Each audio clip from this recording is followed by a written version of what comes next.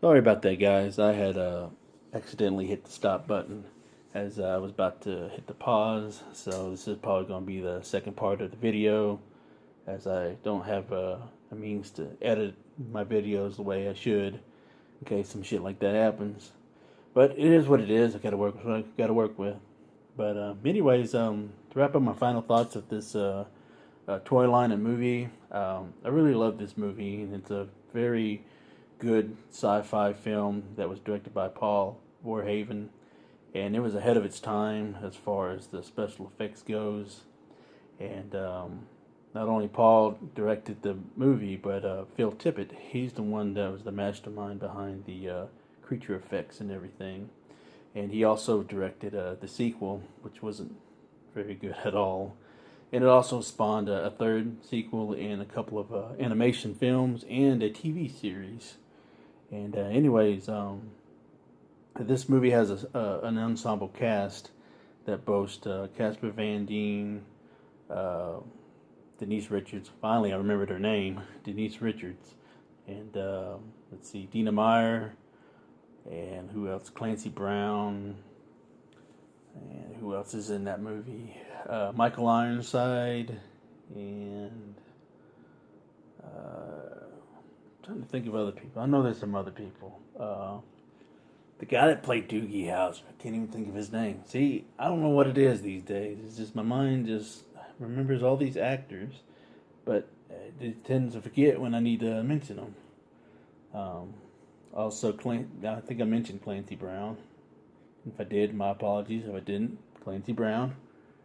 And and I can't remember old boy's name. I just mentioned his name in the figure review. Um, Busey, Jake Busey, and yeah, that's about it. I do kind of wish they would have the guy that played Doogie Howser. Um, I wish they would have made a figure of him instead of making two Ace Levies, and they should at least made a Clancy Brown figure. Like like this could have been Casper Van Dien, and that could have been Clancy Brown's character. That would have been sweet. But anyways, but yeah, I think the movie was ahead of its time and everything, and it's just an awesome, awesome film. I know I got the DVD in the background. It's time for me to upgrade, so I might go ahead and pick up the 4K Blu-ray version of this, because it's a worthy movie for that, for 4K and Blu-ray. To be honest with you, and like I said, it's ahead of its time, and also it's really well done. And it's a cult classic. But anyways, as far as the toy line goes, I love each and every one of these figures, even though they're not the likeness of the actors and actresses. But I think these are worthy figures to collect, and if you are a fan of this movie and if you like vintage toys, I was got these figures all together for a lot. I got them for at least a good $30, free shipping. You know, I mean that's really cheap. And normally the loose figures incomplete, they go for about $10 with shipping. You know, so so that's six figures for $30. That's really good, and most of it's complete. Only two figures are actually complete 100%. The rest of them are missing odds and ends, which happens. It's to be expected. But I'm really pleased with this lot. I'm happy to have it in my collection. I will be displaying them, and I do need to pick up some of the creatures. The main one I really want is the electronic warrior bug, and those go for a hefty price. Those are not cheap at all, unless if you uh, find a good auction and no one bids on it within the last 5 minutes. And normally, people who do bid on them, they bid on them in like the last 10 seconds. So they come and go, and they're not common, but you can see them listed from time to time. But there are not very many of them out there that people put up for auction. And if they do sell them straight up, they go for between about $80 to $100, even sometimes more, mint in box.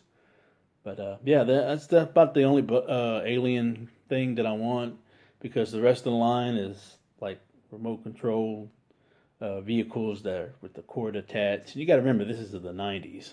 There wasn't no wireless stuff back then. If there was, very few of them. But this still had the cord attached and everything. So there was no such thing as wireless remote controls back then. But also they come with like little micro machine sets and things like that, and and many figures that come with little bitty army soldiers that have the metal magnet that connect on each other and stuff. It's really cool. I'm not really interested in those, but if I see something that's worth it, the only one out of those I would want would be the Brain Bug. That's a pretty cool looking set. But anyways, my apologies for breaking this up in two parts, and but overall, I like this set. Hopefully one day I might get him on card. But more highly unlikely.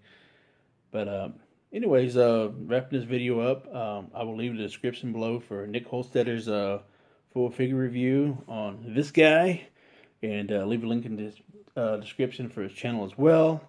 And please leave a comment in the description below. Let me know what y'all think of this toy set, and what you think of the movie. And if you collect any of these, or if you want to collect these, let me know.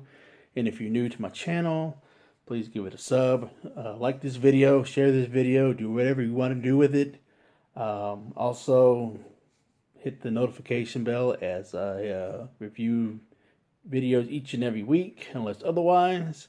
And I hope y'all had a great Thanksgiving holiday this past week. And also just keep on collecting and enjoy your hobbies and things like that, And adios, and I will see y'all later.